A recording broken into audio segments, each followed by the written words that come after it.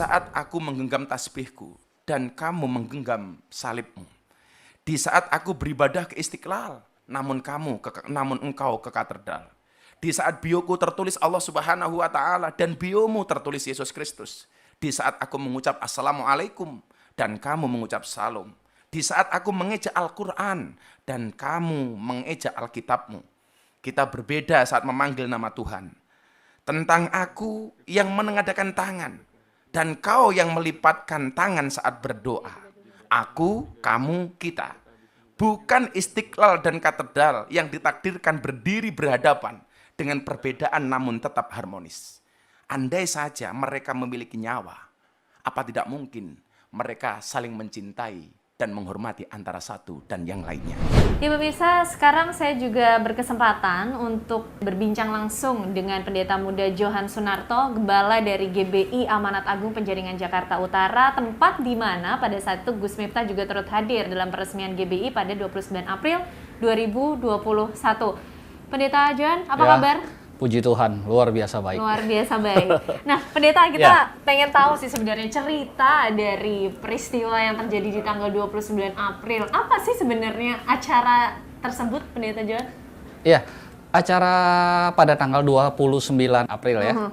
Itu adalah acara peresmian dari Geraha Amanat Agung dari gereja kami. Awal mulanya seperti apa sih acara ini kemudian bisa terselenggara, Pendeta Johan? Ya, awalnya gini, kami punya keinginan bahwa gedung yang kami bangun ini bisa diresmikan. Dari konsep acara tersebut adalah kami ingin melakukan suatu kegiatan berbagi kasih dari gereja kepada masyarakat sekitar di dalam suatu bingkai kerukunan umat beragama yang memang selama ini sudah terjalin di lingkungan kami di wilayah RW 15 Kelurahan Penjaringan. Nah, dan pada saat itu cerita ini juga didengar oleh Pak Helmi, Sekjen PBNU, ya, dan beliau menyambut baik apa yang kita rencanakan untuk peresmian gereja ini. Dan pada saat itu juga beliau juga sharing dengan teman-teman beliau yang lain gitu loh. Salah satunya adalah Gus Miftah.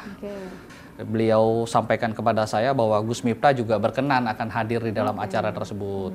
Jadi yang menjadi jembatan adalah Pak Helmi, Sekjen PBNU. Pak Pendeta Johan sudah lama mengenal Pak Helmi? Sudah 2-3 kali kami bertemu dalam berbagai acara dan kami sempat berbincang-bincang dalam hal-hal yang lainnya. Begini Pak Pendeta Johan, berarti yang mengundang pada saat itu Gubernur Anies dan juga Gus Miftah untuk hadir dalam peresmian GBI itu undangannya langsung dari Pendeta Johan? Ya, pada disampaikan langsung? Disampaikan langsung. Tapi sebelumnya Pendeta Johan juga sudah mengenal Gus Miftah? Belum. Pernah berkomunikasi? Belum. Pada saat pertama kali saya ketemu Gus Miftah itu pada saat diperkenalkan oleh Pak Sekjen. Ya. Jadi pada saat itu ya saya pertama kali ketemu Gus Miftah. Artinya kenapa Gus Miftah pada akhirnya yang dipilih untuk hadir di acara tersebut? Seharusnya saya nggak punya pemikiran siapa yang hadir pada saat acara tersebut. Karena pemikiran saya adalah saya punya konsep tentang kerukunan umat beragama. Siapapun dia yang mau hadir buat saya nggak terlalu bukan sesuatu yang harus dia harus si A si B enggak. Karena buat saya siapapun yang hadir selama mewakili umat beragama buat saya nggak masalah. Jadi nama Gus Miftah ini hadir itu dari keluar juga dari Sekjen PBNU Pak Helmi yang Pak Helmi yang sampaikan kepada saya bahwa Gus Miftah berkenan untuk mau hadir di dalam acara tersebut. Pendeta Johan, mungkin saya pengen ke belakang sedikit. Tadi Pendeta Johan sampaikan kalau akhirnya Gus Miftah hadir di situ sebenarnya melalui perantaraan dari Pak Sekjen PBNU Pak Helmi. Tapi saya juga sempat berbincang kemarin dengan Gus Miftah, sempat bertemu juga. Dan Gus Miftah juga menyampaikan bahwa menerima undangan dari panitia penyelenggara acara tersebut. Gimana? Iya, betul. Jadi pada saat saya diinformasikan tersebut, ya saya bilang sama Gus Miftah, Gus kalau memang benar berkenan hadir, saya senang sekali Gus, gitu loh. Jadi Gus juga bisa memberikan suatu orasi kebangsaan buat kami, gitu loh, sesuai dengan nilai-nilai yang Gus selama ini ada. Pendeta Johan, mungkin Pendeta Johan juga sudah mendengar atau mungkin akhir-akhir ini melihat ternyata kehadiran Gus Miftah di GBI ramai ya oleh masyarakat nih. mendapat respon beragam dari masyarakat. Ya. Pendeta Johan pasti sudah mendengar mengenai hal ini. Bagaimana Pendeta Johan melihatnya? Saya mendengar tidak ada sesuatu yang buat saya berbeda itu wajar. Ya kan, justru dengan perbedaan itu baru adanya namanya persatuan. Kalau nggak ada perbedaan kan apa yang mau disatuin gitu, semuanya udah satu gitu kan. Yang saya berharap, saya berdoa bahwa perbedaan itu bukan semakin memecah belah kita ya, tapi perbedaan itu semakin membuat kita sadar bahwa persatuan itu dibutuhkan.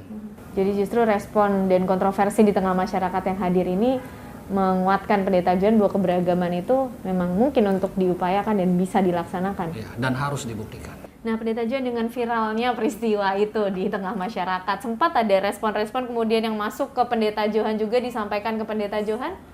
Ada beberapa yang merespon, menyampaikan kepada saya, tapi di sini nggak ada yang dimenangkan, di sini nggak ada yang dirugikan, dan di sini nggak ada sesuatu yang yang salah kalau saya nilai dari sini, karena kita nggak melanggar apa yang ada. Acara kita pada saat itu bukan acara ibadah. Bahkan dimulai acara itu dengan kita menyanyikan lagu Indonesia Raya sama-sama. Jadi murni semuanya adalah acara seremonial peresmian sebuah gereja. Betul. Baik. Terima kasih Pendeta Muda Johan Sunarto sudah berbagi informasi dan juga menjelaskan mengenai apa yang kemudian terjadi di 29 April 2021. Terima kasih Pendeta Johan, sehat selalu. Sehat selalu, Tuhan berkati. Ya, yaitu tadi penjelasan dari Pendeta Muda Johan Sunarto. Kita akan temukan fakta berikutnya.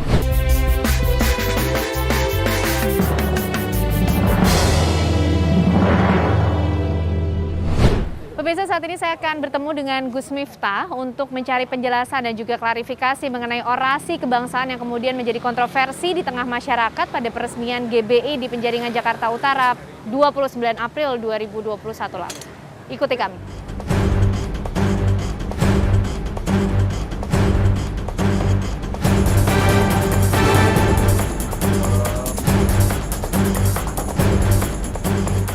Luar biasa terkait kehadiran saya di gereja, tepatnya di gereja GBI Penjaringan, yang saat itu adalah merupakan acara peresmian gereja bersama Gubernur DKI Jakarta. Ya, pemirsa, Gus Miftah baru saja menjelaskan bahwa kehadirannya di GBI Penjaringan Jakarta Utara pada 29 April tersebut guna untuk menghadiri undangan dari pihak gereja pada peresmian GBI tersebut, dan yang kemudian mendapat tanggapan beragam dan menjadi viral bahkan trending di sejumlah platform sosial media. Saya punya kewajiban untuk menghormati mereka. Saya bisa memaksa diri saya untuk menghormati orang lain, tapi saya tidak bisa memaksa orang lain untuk menghormati saya. Pemirsa Fakta TV One, saya sudah berkesempatan untuk bisa berbincang langsung dengan Gus Miftah, menanyakan berbagai penjelasan langsung dari Gus Miftah mengenai kontroversi yang kemudian ramai diperbincangkan di tengah masyarakat atas orasi kebangsaan yang disampaikan Gus Miftah pada 29 April di GBI Penjaringan Jakarta Utara. Assalamualaikum Gus Miftah. Waalaikumsalam warahmatullahi wabarakatuh. Apa kabar Gus? Alhamdulillah baik dan tetap muslim. Muslim. Setelah adanya perbincangan yang ramai di sosial media. Siap. Ya alhamdulillah iman saya masih utuh, KTP saya masih Islam. Karena itu yang kemudian dipertanyakan oleh banyak masyarakat di sosial ibadah media. saya masih sesuai dengan ajaran Rasulullah Muhammad SAW. Jadi sampai hari ini ya fan-fan saja insya Allah. Dan masih terus memberikan begitu banyak orasi-orasi kebangsaan lainnya dengan cara-cara Gus Miftah yang karena memang guru-guru saya berpesan, kamu sekarang lebih banyak berbicara tentang kebangsaan, nasionalisme, hubul waton dan sebagainya. Ketika ditanya alasannya, ya karena memang hari ini yang dibutuhkan bangsa itu di tengah-tengah menipisnya nilai-nilai kebangsaan.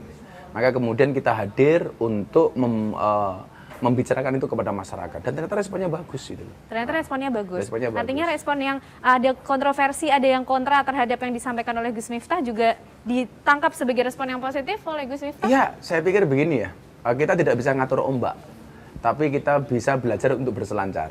Kita tidak bisa ngatur omongan orang, tapi kita bisa ngatur bagaimana kita ngerespon omongan orang. Kalau ada pihak-pihak masyarakat atau teman-teman netizen yang merasa dirugikan, ya saya minta maaf. Minta maaf. Tetapi bahwa kemudian perbedaan pendapat ini harus kita sikapi dengan dewasa. Jangan sampai kemudian kita berbeda pendapat menjadikan kita tidak objektif. Justru kadang-kadang nyerangnya itu kepada personality kita. Itu saya pikir nggak objektif. Tapi Gus, kita pengen tahu lebih dulu. Sebenarnya acara tanggal 29 April itu seperti apa sih Gus? Jadi saya hadir atas undangan panitia peresmian Gereja Bethel Indonesia Penjaringan. Karena saya melihat acaranya itu adalah peresmian gereja, bukan peribadatan, maka saya mau datang. Kalau seandainya acaranya itu peribadatan, mungkin saya nggak datang. Jadi sudah dipastikan terlebih dahulu oleh Sudah Gus pastikan Miftah. ini acaranya apa? Peresmian gereja. Ada sembayangan di dalamnya? Nggak ada. Ada misa? Nggak ada. Sama sekali nggak ada. Kalau tahu kemudian di akhir acara ditutup dengan doa sama pendeta, ya lumrah waktu gereja kok. Kalau di masjid jadi ditutup oleh kiai atau ustadz. Kebetulan juga ada tokoh-tokoh agama yang lain. Jadi kalau kemudian yang disorot saya ya ginilah itu. Dan itu atas undangan dari Pendeta Johan langsung? Ya nggak mungkin kan saya hadir tanpa undangan. Nah, kebetulan karena memang Pendeta Johan itu kenal dengan Sekjen PBNU, Gus Helmi Faisal. Beliau mengungkapkan, bisa nggak kami mengundang Gus Miftah? Nah, akhirnya Sekjen PBNU yang kontak saya. Nah, pada saat acara tersebut, Gus, memang diberikan waktu khusus untuk Gus Miftah kemudian menyampaikan orasi kebangsaan. Dari sekian banyak tokoh yang hadir, yang diberikan waktu untuk berbicara hanya Mas Anies dengan saya. Oke. Kompletnya begini, dibuka dengan menyanyikan lagu Indonesia Raya. Kemudian sambutan dari Pendeta Muda Johan Sunarto. Kemudian orasi kebangsaan dari Gus Miftah. Saya dikasih waktu 10 menit, itu saja. Oke. Tapi sempat bertanya nggak sih Gus, kenapa Gus Miftah yang kemudian diundang dalam peresmian gereja tersebut? Kalau saya mendengar dari Pendeta Johan ya, mereka tahu profiling saya bahwa saya adalah orang yang sangat memahami kebinekaan, pluralisme, dan toleransi. Atas alasan itulah mereka mengundang saya. Saya sampaikan bahwa soal akidah, kita mutlak harus jujur mengatakan tidak bisa dicampur adukkan. Anda orang Nasrani, saya orang Islam, nggak bisa dong dicampur aduk. Tapi soal muamalah kita bisa bersama-sama. Dan ini saya pikir Indonesia bisa seperti ini karena ideologi Pancasila. Maka saya sampaikan bahwa bangsa Indonesia itu rumah besar. Yang di dalam rumah besar itu ada 6 kamar. Ada Islam, Kristen, Hindu, Katolik, Buddha, Konghucu. Selama orang Indonesia kembali ke kamarnya masing-masing, tidak akan pernah terjadi masalah. Yang menjadi masalah adalah ketika kita kembali ke kamarnya orang lain, bahkan tidur di kamarnya orang lain, bahkan ngompol di kamarnya orang lain, itu jadi masalah.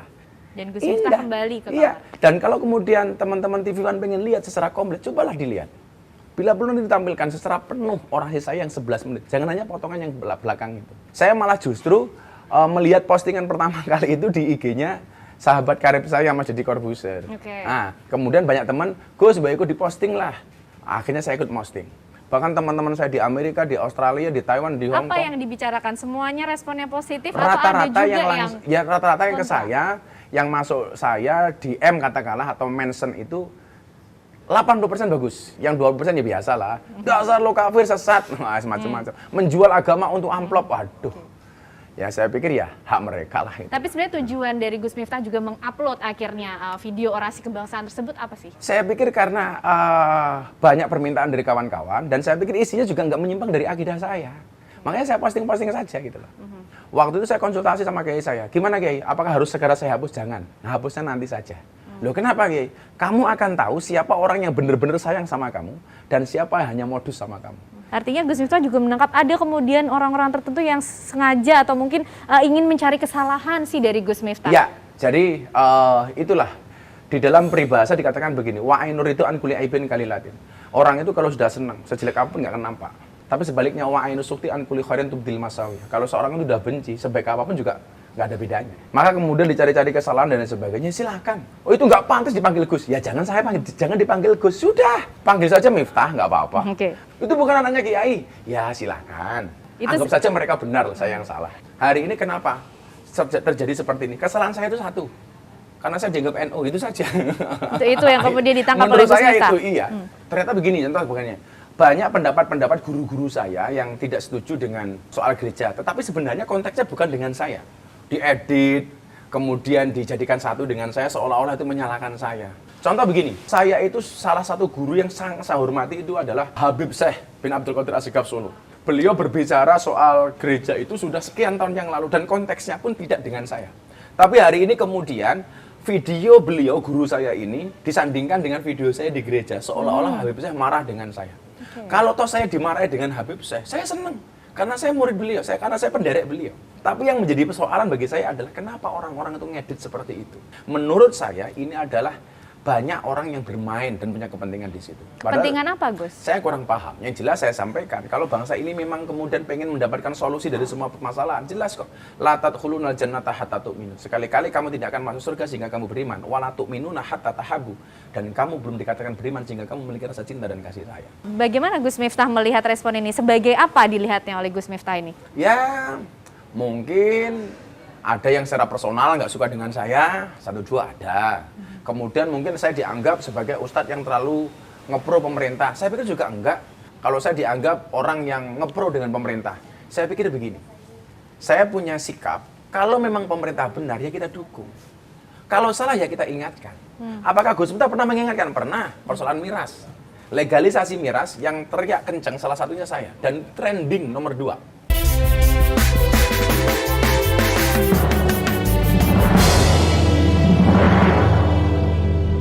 Itu dianggap sebagai tantangan oleh Gus sebagai Miftah. tantangan bagi saya. Yang barangkali salah satu pihak yang nyerang saya itu karena saya dianggap terlalu ngepro dengan pemerintah. Padahal sikap saya seperti itu. Gus, tapi ada respon yang negatif juga. Tadi 20% Gus Miftah bilang lah. Termasuk juga ini tidak hanya dari netizen, tidak hanya dari tengah masyarakat, tapi juga dari tokoh-tokoh ulama, dari tokoh kiai. Juga ada yang melihat bahwa tindakan Gus Miftah ini salah. Bagaimana Gus Miftah? Ya saya menghormati pendapat mereka. Tapi dengan segala hormat saya juga punya pendapat sendiri dari guru-guru saya. Saya wajib menghormati pendapat jenengan, tapi saya tidak bisa menuntut Anda untuk menghormati pendapat saya dan guru-guru saya. Itu hak kalian. Walaupun saya tidak sependapat dengan mereka. Termasuk yang dikatakan bahwa apa yang dilakukan Gus Miftah ini sebenarnya toleransi yang kebablasan. Ya, bagi saya sebenarnya nggak ada nggak kebablasan toleransinya, yang kebablasan itu komentarnya. Komentar-komentar yang kemudian masuk menanggapi. Saya baca sejarah begini. Satu ketika Khalifah Umar itu masuk untuk datang ke kota Syam, itu disambut oleh orang-orang Nasrani. Dan kemudian diadakan jamuan makan untuk menyambut kedatangan Khalifah Umar. Dan ternyata Umar nggak mau masuk karena jamuannya di gereja. Tapi Umar mengutus Sayyidina Ali untuk datang. Dan Sayyidina Ali datang. Makan dan minum di dalam gereja. Artinya Umar nggak mau datang, tapi Ali datang. Karena posisinya Umar waktu sebagai khalifah, sebagai presiden. Kemudian banyak yang bertanya-tanya, kenapa kok Umar nggak mau datang? Ternyata Umar khawatir kedatangannya dikira mau merebut gereja untuk dijadikan masjid. Dan saya di sana tidak ada acara makan-makan loh. Saya hanya sekedar datang, bahkan minum pun saya tidak. Kenapa? Kan pas puasa. Artinya yang disampaikan poin-poinnya oleh Gus Miftah pada orasi kebangsaan, apa sih yang ingin digarisbawahi oleh Gus Miftah di Saya ingin memberikan pemahaman kebangsaan dan keagamaan yang benar. Saya ingin memberikan pemahaman tentang Pancasila yang benar. Bagaimana bertoleransi yang benar. Bagaimana ketika kita berbeda agama, ras, suku, dan golongan. Dan itu saya rangkum dengan bahasa-bahasa guyonan saya.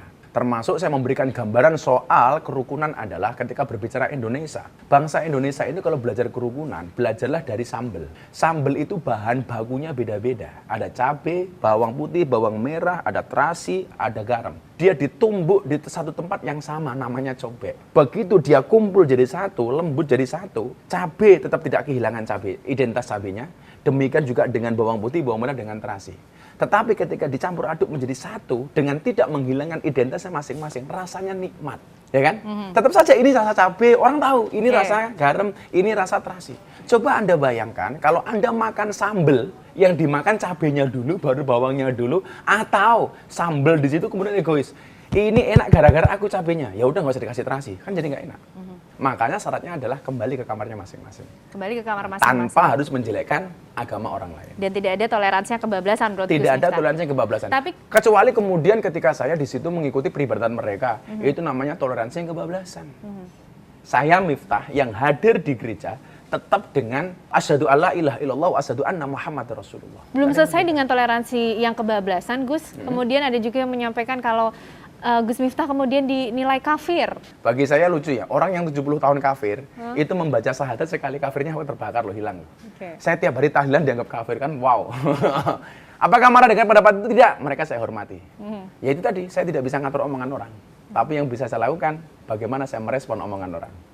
Kemudian saya juga membaca ada yang menyampaikan di Amerika bahwa setelah mendengar orasi kebangsaan dari Gus Miftah, justru kemudian dia menjadi semakin kuat imannya. Nah, ini saya tunjukkan kepada teman-teman TV One. Saya dipikir itu settingan.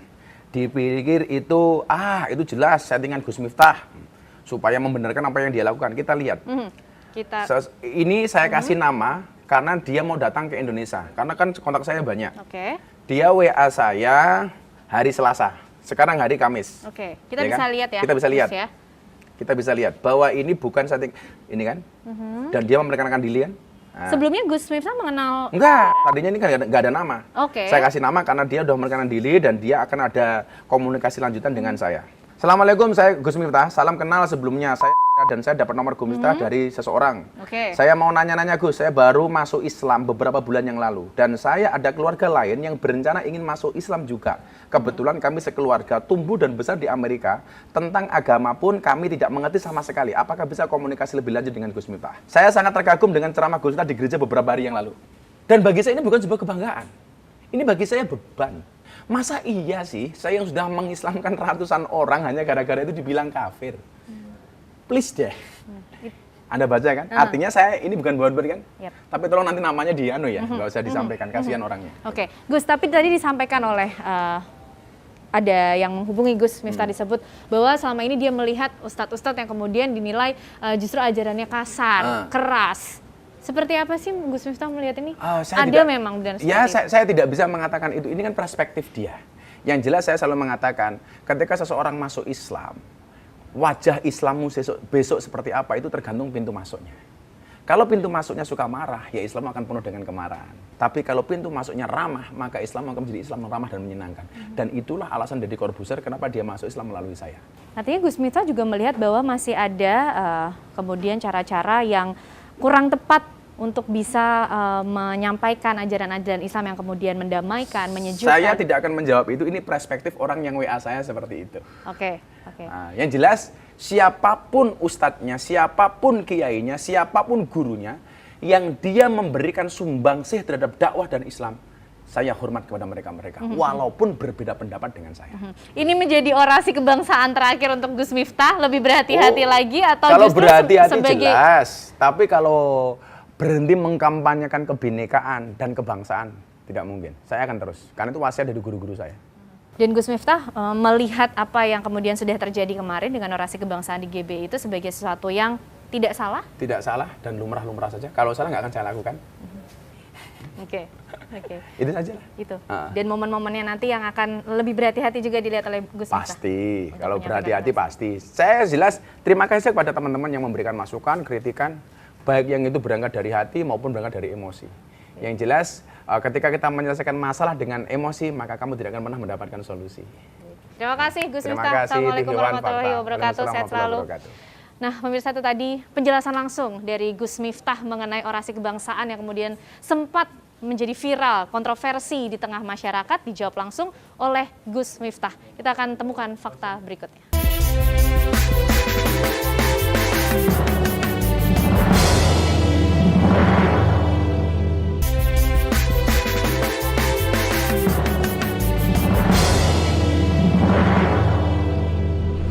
Pemirsa, saat ini saya berkesempatan untuk berbincang langsung dengan Buya Yahya Mbahas, juga ingin melihat bagaimana tanggapan Buya Yahya mengenai orasi kebangsaan yang kemudian menjadi viral di tengah masyarakat dari Gus Miftah yang pada saat itu hadir dalam peresmian GBI di Penjaringan, Jakarta Utara, dan saya sudah berjumpa dengan Buya secara virtual. Assalamualaikum Buya.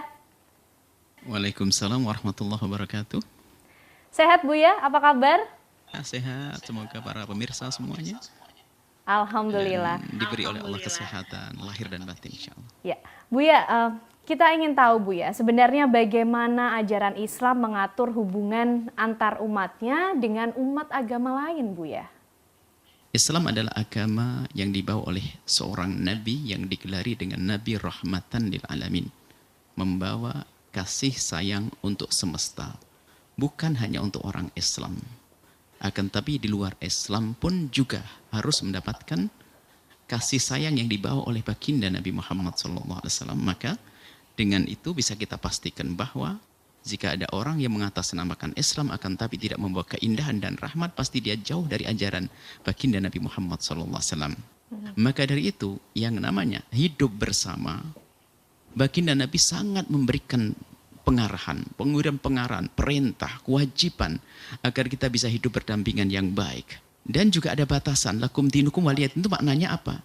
yang beragama lain dengan agamanya bisa saja berlanjut dengan catatan bisa hidup bersama yang baik. Kalau tidak bisa hidup bersama yang baik, artinya dia bukan menentang urusan agama, dia menentang kemanusiaan. Yang kita harus hidup indah. Dan itu yang diajarkan oleh baginda Nabi Muhammad SAW. Sehingga dalam masa istilah yang sering kita dengar dengan istilah toleransi, kalau kami yang sering kami sampaikan, dalam Islam tidak ada toleransi. Toleransi itu begini loh misalnya, Anda itu sebetulnya nggak boleh dengan saya, hanya karena satu hal jadi boleh. Itu kan nggak enak. Akan tapi yang ada dalam Islam adalah kewajiban memberikan kebaikan kepada orang di luar Islam sekalipun. Lalu bagaimana dengan hukum dari seorang muslim kemudian masuk ke rumah ibadah lain, Buya? Masuk ke rumah ibadah lain yang jelas harus ada izin. Kalau tidak kita kurang ajar kepada gereja, kita kurang ajar kepada kuil. Kalau seandainya saya mau masuk, kalau dilarang saya nggak boleh marah. Madhab Syafi'i dan juga madhab Imam Abu Hanifah dengan tegas. Abu Hanifah khususnya mengatakan masuk gereja, masuk saja. Tanpa tujuan yang lain. Masuk gereja saja hukumnya adalah haram. Loh, ini bukan maknanya tidak toleransi madhab Abu Hanifah. Madhab Syafi'i, masuk gereja adalah haram kalau memang di situ ada patung-patungnya. Ini sama sekali tidak ada hubungan dengan toleransi. Karena apa? Ada batasannya. Karena patung itu mengganggu keimanan. Madhab Imam Ahmad bin Hanbal mengatakan boleh asalkan bersih dari gambar patung dan sebagainya. Makruh kalau memang tidak ada gambar patungnya. Nanti ada Ibnu Hazm misalnya mengatakan boleh mutlak, nggak ada masalah. Karena apa? Iman di dalam hati bukan urusan dengan ini semuanya. Jika ada tujuannya, ini berbeda kisahnya.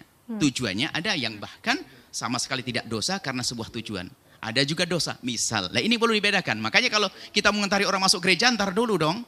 Kalau pembahasan masuk gereja selesai. Kalau masuk gereja untuk bersama-sama ibadah dengan mereka, jelas haram, tidak usah ditanyakan ini. Tapi kalau ternyata saya hadir ke gereja misalnya untuk menghadiri pengantin sahabat kerja saya atau kawan kerja saya, dengan catatan di situ dia menghargai saya, maknanya apa? Hal-hal yang diharamkan dihentikan, saya datang. Kita harus tanya diri kita sendiri. Cuman ingat, Anda tidak boleh nuduh tujuan orang. Buya, berbicara mengenai kemudian harus bijak dalam mengambil keputusan, dalam bersikap. Mungkin Buya juga sudah mendengar mengenai hal ini, Buya, yang sempat ramai di tengah masyarakat mengenai kehadiran Gus Miftah menyampaikan orasi kebangsaannya, Buya, di GBI Penjaringan Jakarta Utara pada 29 April. Bagaimana Buya melihat hal ini? Kehadiran Gus Miftah di GBI tersebut memberikan orasi kebangsaan. Secara pribadi kami belum pernah bertemu dengan beliau. Secara jasad sama sekali belum pernah ketemu dengan beliau. Apalagi mempertanyakan masalah yang baru ini. Kita belum pernah bertanya kepada beliau. Akan tapi kalau memang seandainya belum mendengar suara ini, paling tidak ke depan kalau ingin melakukan hal yang serupa harus dipertimbangkan. Apa yang akan terjadi setelah itu. Supaya manfaatnya lebih besar. Apakah harus masuk atau tidak masuk. Jadi permasalahannya adalah kita hindarkan insya Allah pada ikhlas. Yang kritisi insya Allah ikhlas. Cuman ikhlas itu yang kritisi ikhlas. Mungkin yang menjalankan mungkin juga tulus. Kita khusnudon kepada semuanya. Jika memang ada yang tersinggung karena ini perbedaan ulama. Ada yang mengatakan haram dan sebagainya. Ya nggak ada masalah, saya minta maaf. Ini adalah kesalahan, nggak ada masalah. Misalnya menurut Abu Hanifah haram. Menurut Imam Abu Hanifah haram mutlak masuk gereja gini-gini. Ya sudah, saya maaf. Nggak usah saya harus berhujah ke sana kemari. Khawatir nanti bukan tambah baik. Kemudian yang di gereja mungkin juga nyaman, nggak ada masalah. Negeri ini akan tentram. Permasalahan kita adalah kalau sudah kita dikuasai oleh hawa nafsu. Tapi insya Allah mereka ini ada tujuan baik, hanya mungkin belum duduk bersama. Sehingga semuanya adalah bicara di balik layar lah. Bahkan saya tidak tahu berita ini. Saya lebih senang tidak tahu. Hanya telah ada anak ngomong begini, ya sudah. Kita tidak ngerti beritanya, lebih enak. Maksudnya begitu. Ayo kita semuanya baik. Yang masuk gereja, yang komentar, ayo baik-baik. Gimana caranya agar ke depan tidak terjadi yang demikian. Antara siapa sih ini semua? Antara umat Islam kok. Kita tidak boleh jadi bahan guyonan, bahan lelucon bagi orang di luar Islam. Kita itu dianjurkan baik sama orang luar Islam dengan cara yang baik. Buya, artinya ketika menyampaikan orasi kebangsaan dengan tujuan menyatukan atau meningkatkan toleransi antar umat beragama, ini menjadi satu hal yang tidak masalah, Buya? Kalau bicara tentang menyampaikan orasi kebangsaan, dari sisi ini adalah benar dan boleh. Akan tapi apakah ada yang lainnya kita tidak. Dari sisi ini menyampaikan kebenaran, kebaikan, nggak ada yang bisa melarang yang demikian itu. Cuman misalnya, kenapa harus tempat itu? Ini perlu ditanyakan. Sementara masuk tempat ini ada yang mempertanyakan. Kenapa tidak kita perhatikan saudara kita? Mungkin ada orang dulu pernah masuk gereja dengan cara yang salah, misalnya main-main agama, maka yang mengkritisi pun sebenarnya tidak dianggap salah juga.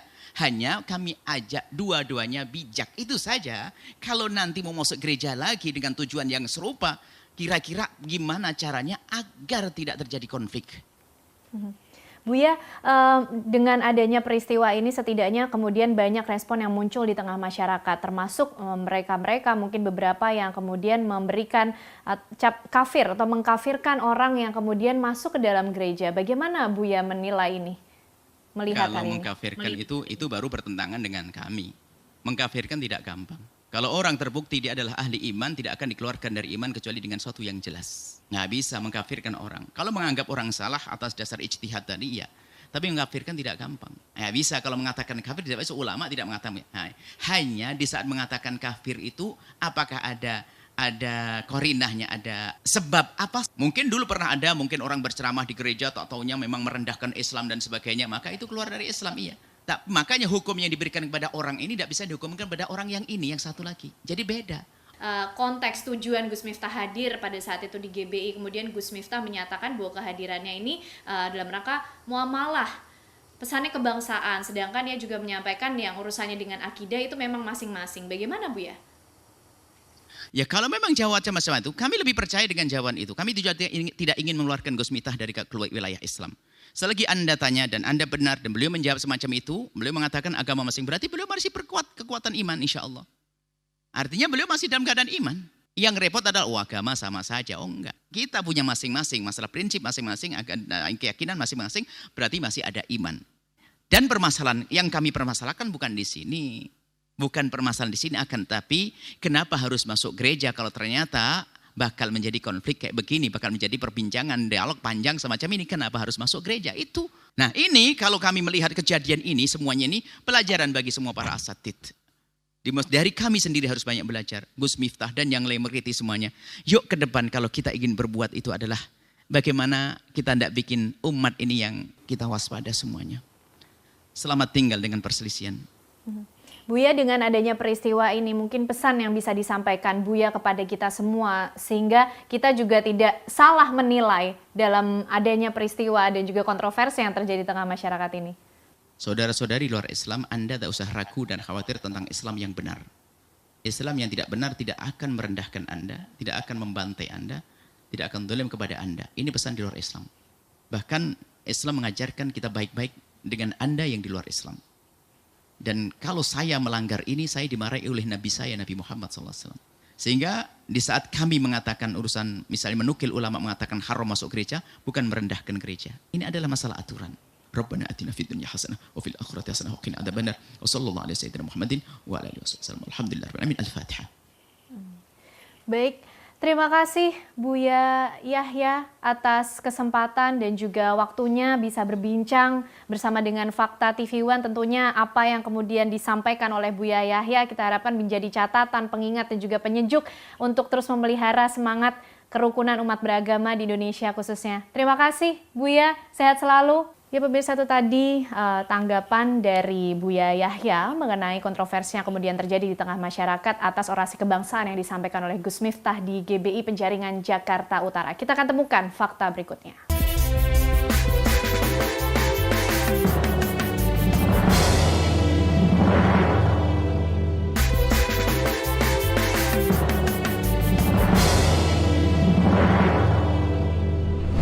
Ya, kita akan berbincang dengan Sekjen PBNU, sudah ada Pak Helmi Faisal Zaini. Ya. Pak Helmi, kita pengen tahu pada saat peristiwa di mana Gus Miftah juga hadir di peresmian GBI Amanat Agung di Penjaringan pada tanggal 29 April, sebenarnya seperti apa sih kronologinya Pak Helmi?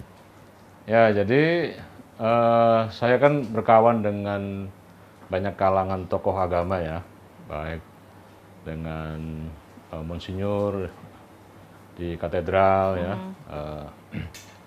kemudian juga teman-teman di PGI ya, terus kemudian juga saya berkawan juga dengan pendeta muda Pak Johan Sunarto ya. Beliau menyampaikan bahwa sudah lama ingin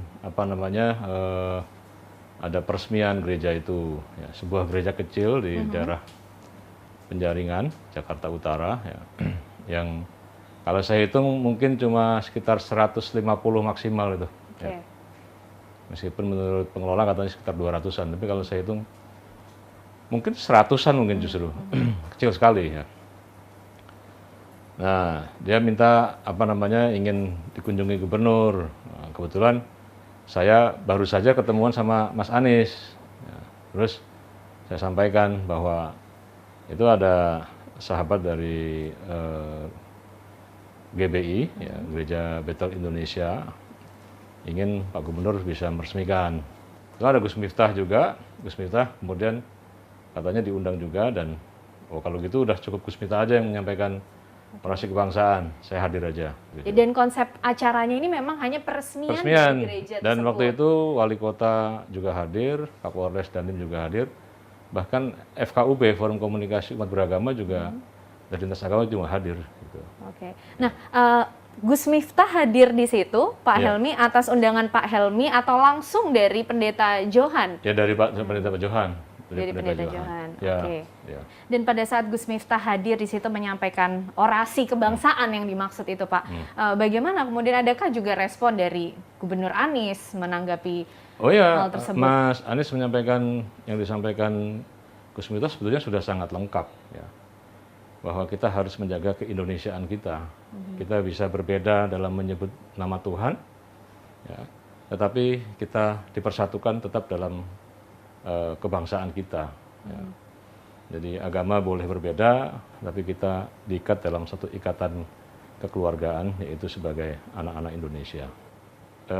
Nggak ada yang perlu dipersoalkan, dan saya melihatnya ini sebagai sebuah hubungan antar agama yang baik sekali. Ya. Tapi ada juga, Pak, beberapa kemudian kiai, ulama juga melihat ini sebagai suatu bentuk toleransi yang kebablasan. Kebablasan itu kan kalau misalnya Gus Miftah dan saya ikut melakukan kebaktian, peribadatan, ya itu kebablasan. Saya kira kita semua sudah tahu lah batas-batas di mana kita harus dalam konteks beragama, ya. Ya. Artinya sikap PBNU, Pak, dengan acara-acara mungkin yang selanjutnya akan berlangsung dengan konsep yang pernah dilakukan juga oleh Gus Miftah, di mana kiai, ulama hadir di gereja. Sebenarnya kan ketika peresmian sebuah masjid, tokoh agama lain diundang juga. Ketika peresmian sebuah vihara, tokoh agama antar agama juga diundang. Ketika ada peresmian gereja, saya kira sesuatu yang lumrah, ya, dalam hubungan kebangsaan kita. Ya. Ya. Terima kasih Pak Helmi Faisal. Setelah menelusuri berbagai hal mengenai kehadiran Gus Miftah yang memberikan orasi kebangsaan dalam peresmian GBI Amanat Agung di Penjaringan Jakarta Utara, kami menemukan sejumlah fakta-fakta bila kehadiran Gus Miftah dalam rangka memenuhi undangan dari pihak penyelenggara, yaitu Pendeta Johan Sunarto, dalam acara peresmian GBI Amanat Agung di Penjaringan Jakarta Utara, dan Gus Miftah memberikan orasi kebangsaan dalam rangka muamalah.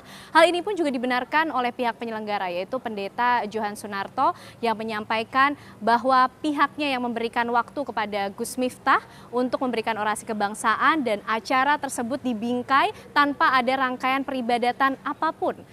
Tapi orasi kebangsaan yang kemudian disampaikan oleh Gus Miftah ini memberikan dan menimbulkan respon dari sejumlah ulama. Ada yang kemudian menilai hal ini sebagai hal yang biasa, namun ada juga yang kontra. Salah satunya adalah ulama Buya Yahya yang kemudian memberikan sejumlah catatan di mana tindakan dari Gus Miftah ini perlu untuk dipikirkan dan dipertimbangkan dampak yang kemudian akan timbul. Dan Buya Yahya juga mengingatkan, bila adanya kemudian seorang muslim yang masuk ke rumah peribadatan agama lain, ini boleh-boleh saja, asalkan dilihat dari konteks tujuannya dan tujuannya untuk kebaikan. Semua kembali kepada penilaian pemirsa masing-masing. Semoga dengan adanya peristiwa ini tidak mengikis kerukunan umat beragama di Indonesia. Saksikan terus Fakta setiap hari Senin pukul 21 waktu Indonesia Barat hanya di TV One.